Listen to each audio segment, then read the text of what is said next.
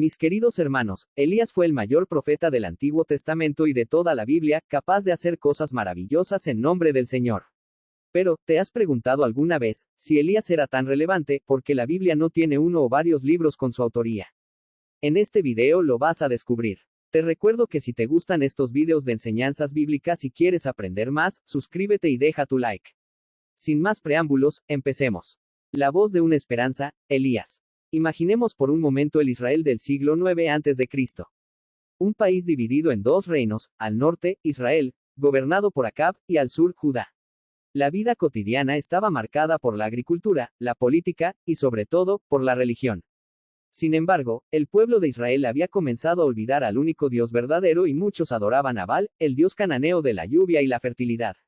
En un mundo donde el éxito y la abundancia dependían de la lluvia, la adoración a Baal no era solo un acto religioso, sino también una necesidad económica, un intento de controlar el clima y asegurar la supervivencia. En medio de esta nación que caminaba entre la fe y la idolatría, surge un hombre, Elías. No era un rey ni un guerrero, sino un profeta, alguien llamado directamente por Dios. Su misión no era fácil. Tenía que enfrentarse no solo al pueblo, sino al rey Acab y a la reina Jezabel, quienes promovían activamente la adoración a Baal. Cada palabra de Elías era un riesgo, cada milagro, una declaración de que solo había un Dios verdadero.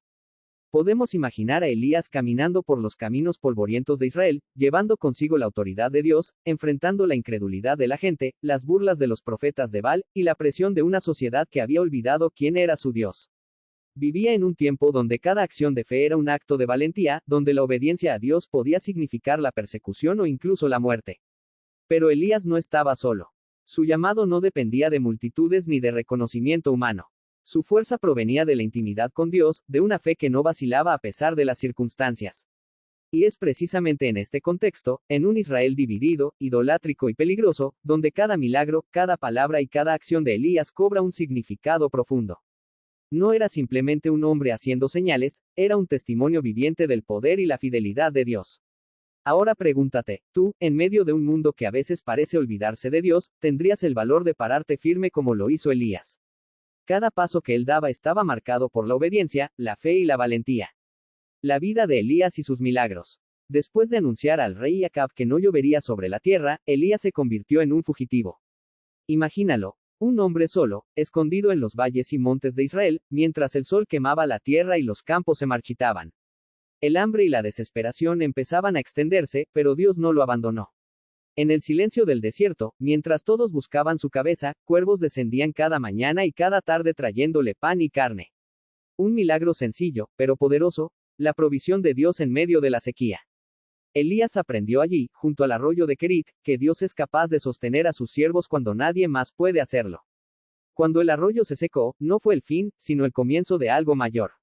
Dios lo envió a Sarepta, una ciudad extranjera, donde una viuda pobre lo esperaba sin saberlo.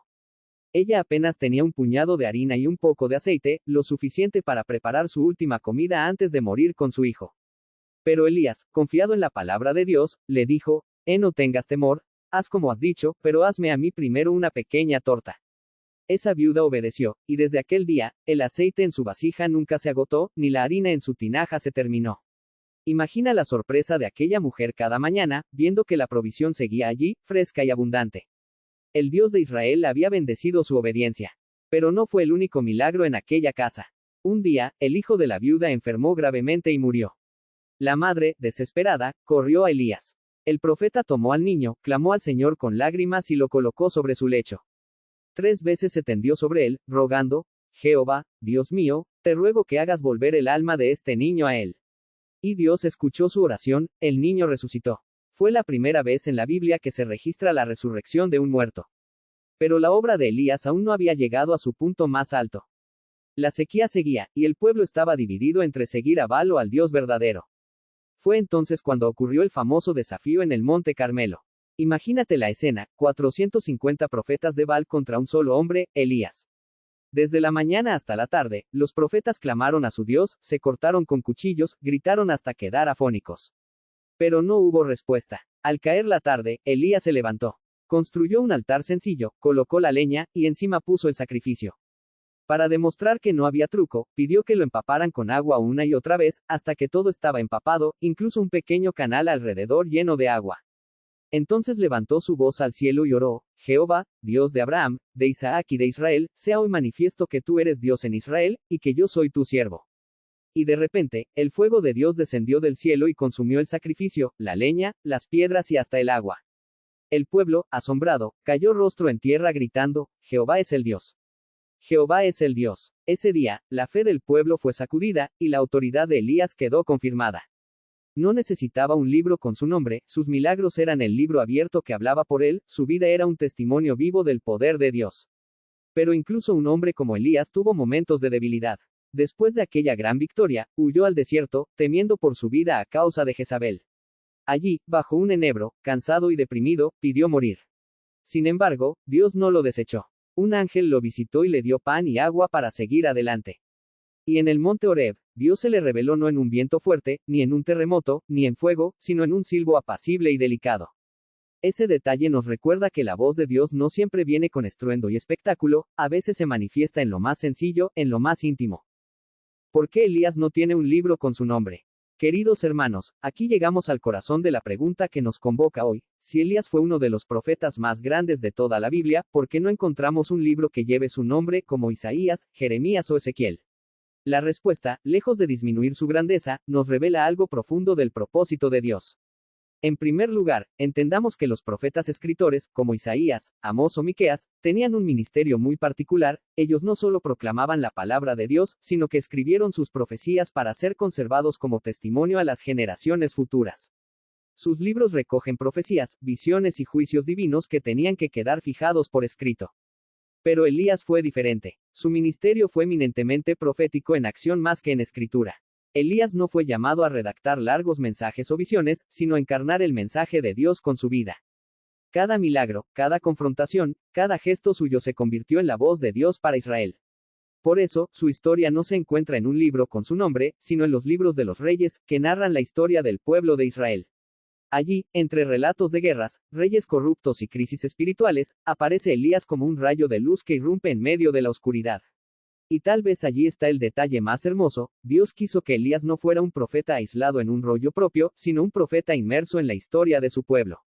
Su vida estaba entretejida con la vida de Israel, y por eso su testimonio quedó guardado dentro de la memoria colectiva de la nación. Además, hermanos, pensemos en algo más. Elías no necesitó un libro para ser recordado. Su impacto fue tan grande que siglos después, en el Nuevo Testamento, su nombre seguía vivo.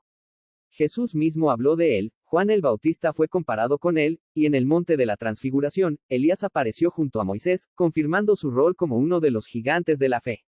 Así que la ausencia de un libro con su nombre no es una carencia. Al contrario, es un recordatorio de que Dios obra de maneras diferentes con cada siervo. Algunos dejan escritos, otros dejan vidas que son tan poderosas, que se convierten en libros abiertos para todos. Y Elías, sin escribir una sola línea, se convirtió en uno de los capítulos más brillantes de toda la Biblia. Conclusión y cierre. Queridos hermanos, hemos recorrido juntos la vida y el contexto de uno de los profetas más grandes de toda la Escritura, Elías Tisbita.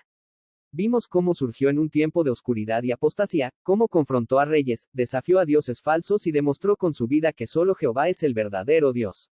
Y ahora podemos responder con claridad a la gran pregunta: ¿por qué, si Elías fue tan grande, no tiene un libro con su nombre en la Biblia? La respuesta es sencilla y poderosa: porque su misión no fue escribir, sino vivir. Mientras Isaías y Jeremías dejaron palabras, Elías dejó hechos. Su vida se convirtió en un mensaje viviente de fidelidad, valentía y poder divino. Por eso, aunque no existe un libro titulado Elías, toda la historia de Israel lo recuerda, y el Nuevo Testamento lo confirma como uno de los hombres más relevantes de la fe. Así que, hermanos, no midamos la grandeza por lo escrito en un rollo, sino por el impacto de la obediencia a Dios. Elías no necesitó un libro, porque su vida misma fue un libro abierto para toda la humanidad. Si este video te ha edificado y te ha hecho reflexionar, te invito a que te suscribas al canal, dejes tu like, y compartas en los comentarios qué fue lo que más te llamó la atención de la vida de este gran profeta. Sin más que decir, gracias por acompañarme en esta enseñanza, y como siempre, nos vemos en el siguiente video.